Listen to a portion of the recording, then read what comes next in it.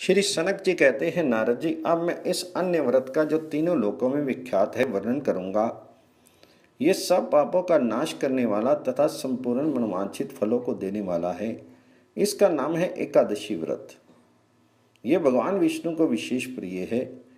ब्राह्मण ब्राह्मण क्षत्रिय वैश्य शूद्र और स्त्री जो भी भक्तिपूर्वक इस व्रत का पालन करते हैं उनको ये मोक्ष देने वाला है। यह मनुष्य को उनकी समस्त अभीष्ट वस्तुएं प्रदान करता है। सब प्रकार से इस व्रत का पालन करना चाहिए क्योंकि ये भगवान विष्णु को प्रसन्न करने वाला है। दोनों पक्ष की एकादशी को भोजन ना करें। जो भोजन कर लेता है वह इस लोक में बड़ा भारी पापी है, पर लोक में उसे नरक की प्राप्ति होती है। मनुष्य यदि मुक्ति की अभिलाषा रखता है तो वह दशमी और द्वादशी को एक समय भोजन करे और एकादशी को सर्वथा निराहार रहे। महापातकों अथवा सब प्रकार के पातकों से युक्त मनुष्य भी यदि एकादशी को निराहार रहे तो परम भक्ति को प्राप्त होता है। एकादशी परम पुण्य में तिथि है। ये भगवान विष्णु को बहुत प्रिय है। संसार बंधन का उच्छेद करने की इच्छा वाले ब्राह्मणों को सर्वथा इसका सेवन करना चाहिए। दशमी को प्रातः काल उठकर दंत धावन पूर्वक स्नान करें और इंद्रियों को वश में रखते हुए विधि पूर्वक भगवान विष्णु का पूजन करें। रात में भगवान नारायण का चिंतन करते हुए उन्हीं के समीप शयन करें। एकादशी को सवेरे उठकर शोच स्नान के अनंतर गंध पुष्प आदि सामग्री द्वारा भगवान विष्णु की विधि पूर्वक पूजा करके इस प्रकार कहें, एकादश्याम निराहार स्थितवाद हम परेहीन भोक्ष्यामि पुंडरीकाक्ष शरणम में भव अच्युत। अर्थात कमल नयन अच्युत, आज एकादशी को निराहार रहकर मैं दूसरे दिन भोजन करूंगा। आप मेरे लिए शरण दाता हूँ। सुदर्शन चक्रधारी दे भगवान विष्णु के समीप भक्ति भाव से उक्त मंत्र का उच्चारण करके संतुष्ट चित्त होकर उन्हें एकादशी का उपवास समर्पित करें। व्रती पुरुष नियम पूर्वक रहकर भगवान विष्णु के समक्ष गीत वाद्य नृत्य और पुराण श्रवण आदि के द्वारा रात में जागरण करे। तदनंतर द्वादशी के दिन प्रातःकाल उठकर व्रतधारी पुरुष स्नान करे और इंद्रियों को वश में रखते हुए विधि पूर्वक भगवान विष्णु की पूजा करे। जो एकादशी के दिन भगवान जनार्दन को पंचामृत से स्नान कराकर द्वादशी को दूध से नहलाता है वह श्री हरि का सारूप्य प्राप्त कर लेता है। पूजन के पश्चात इस प्रकार प्रार्थना करनी चाहिए, अज्ञान तिमर अंधस्य व्रतेन अनेन केशव प्रसीद सुमुखो भूत्वा ज्ञान दृष्टि प्रदव हुआ। अर्थात केशव, मैं ज्ञान रूपी तिमर रोग से अंधा हो रहा हूँ। मेरे इस व्रत से आप प्रसन्न हो और प्रसन्न मुख होकर मुझे ज्ञान दृष्टि प्राप्त करें, प्रदान करें। इस प्रकार द्वादशी के दिन भगवान लक्ष्मीपति से निवेदन करके एकाग्रचित होकर यथाशक्ति ब्राह्मण को भोजन करावे और उन्हें दक्षिणा दे। तत्पश्चात अपने भाई बंधुओं के साथ भगवान नारायण का चिंतन करते हुए पंच महायज्ञ अर्थात परिवैश्य देव करके स्वयं भी मौन भाव से भोजन करे। जो इस प्रकार संयम पूर्वक पित्त एकादशी व्रत का पालन करता है वह पुनरावृत्ति रहित वैकुंठ धाम में जाता है। उपवास व्रत में तत्पर तथा धर्म कार्य में संलग्न मनुष्य चंडालों और पतितों की और कभी नहीं देखे। जो नास्तिक हैं, जिन्होंने मर्यादा भंग की है तथा जो निंदक और चुगली करने वाले हैं, ऐसे लोगों से उपवास व्रत करने वाला पुरुष कभी बातचीत नहीं करे। जो यज्ञ के अन्य अधिकारियों से यज्ञ कराने वाला है उनसे भी व्रती पुरुष कभी ना बोले।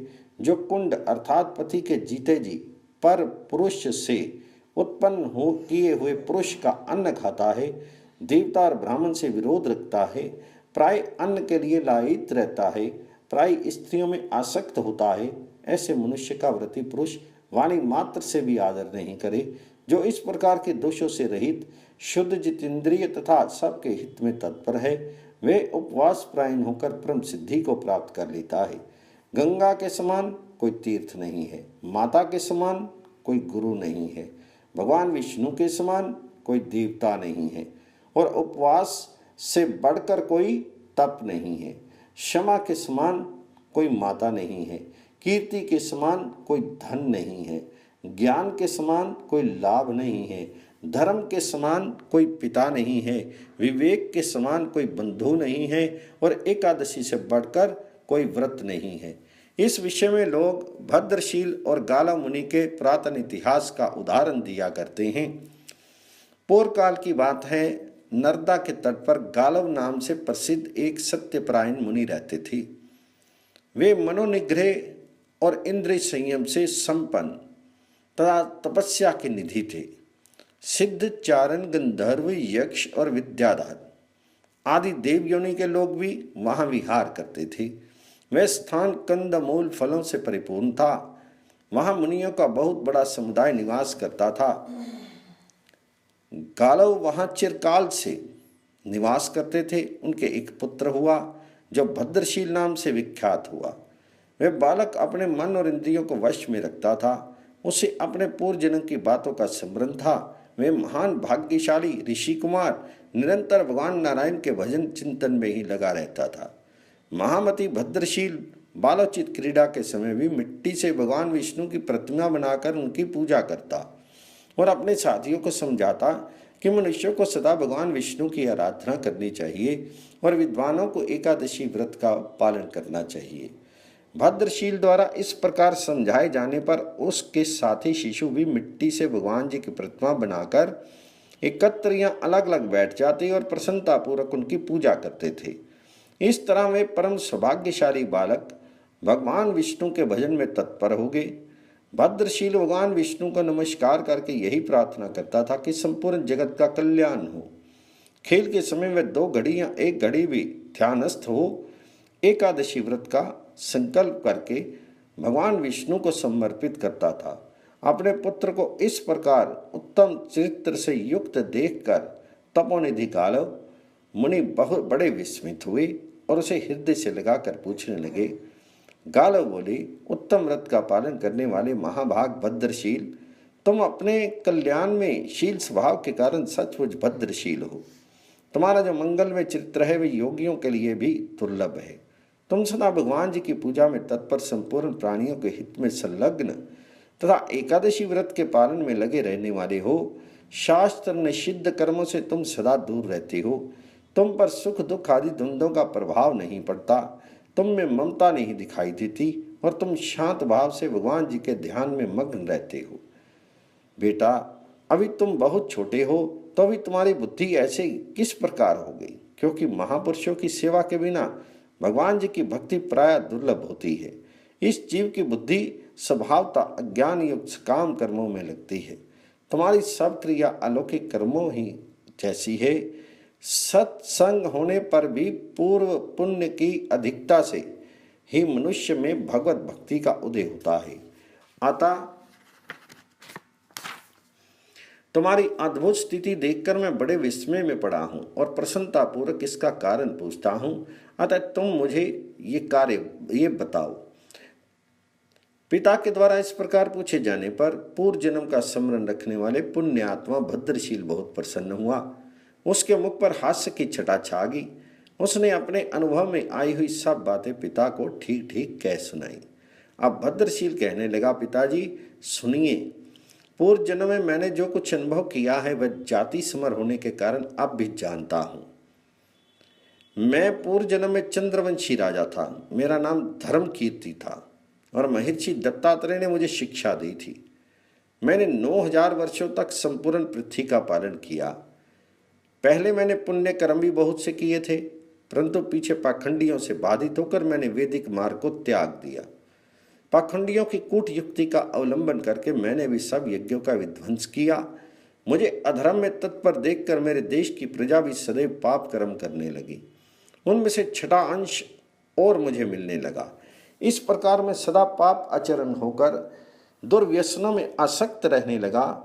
एक दिन शिकार खेलने की रुचि से मैं सेना सहित एक वन में गया और वहां भूख प्यास से पीड़ित होकर थका मांदा नर्मदा के तट पर आया। सूर्य की तीखी धूप से संतप्त होने के कारण मैंने नर्मदा जी के जल में स्नान किया। सेना किधर गई ये मैंने नहीं देखा। अकेला ही वहां भूख से बहुत कष्ट पा रहा था। संध्या के समय नर्मदा तट के निवासी जो एकादशी व्रत करने वाले थे वहां एकत्र हुए। उन सब को मैंने देखा उन्हीं लोगों के साथ निराहार रहकर बिना सेना के ही मैं अकेला रात में वहां जागरण करता रहा। और हे तात, जागरण समाप्त होने पर मेरी वही मृत्यु हो गई। तब बड़ी बड़ी दाढ़ों से भय उत्पन्न करने वाले यमराज के दूतों ने मुझे बांध लिया और अनेक प्रकार के क्लेश से भरे हुए मार्ग द्वारा यमराज के निकट पहुंचा दिया। वहां जाकर मैंने यमराज को देखा, जो सबके प्रति समान बर्ताव करने वाले हैं। तब यमराज ने चित्रगुप्त की बुलाकर कहा, विद्वान, इसको दंड विधान कैसे करना है बताओ। साधु शिरोमणि, धर्मराज के ऐसा कहने पर चित्रगुप्त ने देर तक विचार किया, फिर इस प्रकार कहा, धर्मराज, यद्यपि ये सदा पाप में लगा रहा है, ये ठीक है, तथापि एक बात सुनिए, एकादशी को उपवास करने वाला मनुष्य सब पापों से मुक्त हो जाता है। नर्मदा के रमणीय तट पर एकादशी के दिन ये निराहार रह रहा है। वहां जागरण और उपवास करके ये सर्वथा निष्पाप हो गया है। इसने जो कोई भी बहुत से पाप किए थे वे सब उपवास के प्रभाव से नष्ट हो चुके हैं। बुद्धिमान चित्रगुप्त के ऐसा कहने पर धर्मराज मेरे सामने कांपने लगे। उन्होंने भूमि पर दंड की भांति पड़कर मुझे साष्टांग प्रणाम किया और भक्ति भाव से मेरी पूजा की। तदनंतर धर्मराज ने अपने सब दूतों को बुलाकर इस प्रकार कहा, दूतों, मेरी बात सुनो, मैं तुम्हारे हित की बड़ी उत्तम बात बतलाता हूँ। धर्म मार्ग में लगे हुए मनुष्यों को मेरे पास ना लाया करो। जो भगवान विष्णु के पूजन में तत्पर, संयमी, कृतज्ञ, एकादशी व्रत परायण तथा जितेंद्रिय हैं और जो हे नारायण, हे अच्युत, हे हरे, मुझे शरण दीजिए, इस प्रकार शांत भाव से निरंतर कहते रहते हैं, ऐसे लोगों को तुम तुरंत छोड़ देना। मेरे दूतों, जो संपूर्ण लोगों के हितैषी तथा परम शांत भाव से रहने वाले हैं और जो नारायण, अच्युत, जनार्दन, कृष्ण, विष्णु, कमलाकांत, ब्रह्मा जी के पिता शिव, शंकर इत्यादि नामों का नित्य कीर्तन किया करते हैं, उन्हें दूर से ही त्याग दिया करो। उन पर मेरा शासन नहीं चलता। मेरे सेवकों, जो अपना संपूर्ण कर्म भगवान विष्णु को समर्पित कर देते हैं, उन्हीं के भजन में लगे रहते हैं, अपने वर्ण आश्रमोचित आचार के मार्ग में स्थित हैं, गुरुजनों की सेवा किया करते हैं, सत्पात्र को दान देते हैं, दीनों की रक्षा करते हैं और निरंतर भगवान नाम के जप कीर्तन में संलग्न रहते हैं, उनको भी त्याग देना। जो पाखंडियों के संग से रहित, ब्राह्मणों के प्रति भक्ति रखने वाले, सत्संग के लोभी, आतिथ्य सत्कार के प्रेमी, भगवान शिव और विष्णु में समता रखने वाले तथा लोगों के उपकार में तत्पर हों, उन्हें त्याग देना। जो लोग भगवान जी की कथा रूप अमृत के सेवन से वंचित हैं, भगवान विष्णु के चिंतन में मन लगाए रखने वाले साधु महात्माओं से जो दूर रहते हैं, उन पापियों को ही मेरे पास लाया करो। मेरे किंकरों, जो माता और पिता को डांटने वाले, लोगों से द्वेष रखने वाले, हितैषी जनों का भी अहित करने वाले, देवता की संपत्ति के लोभी, दूसरे लोगों का नाश करने वाले तथा सदैव दूसरों के अपराध में ही तत्पर रहने वाले हैं, उनको यहाँ पकड़ कर लाओ। जो एकादशी व्रत से विमुख हैं, क्रूर स्वभाव वाले हैं, लोगों को कलंक लगाने वाले हैं, पर निंदा में तत्पर हैं, ग्राम का विनाश करने वाले हैं, श्रेष्ठ पुरुषों से वैर रखने वाले हैं तथा ब्राह्मण के धन का लोभ करने वाले हैं, उनको यहाँ ले आओ।